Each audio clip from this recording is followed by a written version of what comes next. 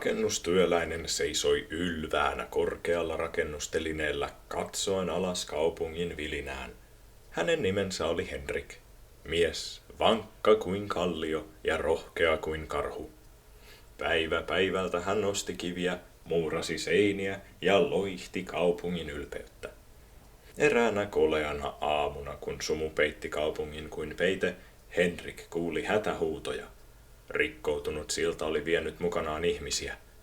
Päätään ei Henrikin tarvinnut kääntää, hän tiesi mitä tehdä. Hän tarttui köyteen ja hyppäsi alas suoraan kohti vaaraa. Henrikin voima oli ylittämätön. Hän raivasi tiensä rohkeasti, pelastaen loukkaantuneita ja auttaen muita turvaan. Hän oli kuin myyttinen sankari, joka nousi pelastamaan heikot ja puolustamaan kaupungin kunniaa. Kun sumu lopulta hälveni ja aurinko kohosi taivaalle, Henrik seisoi keskellä raunioita. Hänen kasvoillaan oli hymy ja hänen sydämessään ylpeys. Vaikka kivet ja muuraus olivat hänen ammattinsa, rohkeus ja uhrautuvaisuus olivat hänen todellinen perintönsä. Henrik oli enemmän kuin rakennustyöläinen.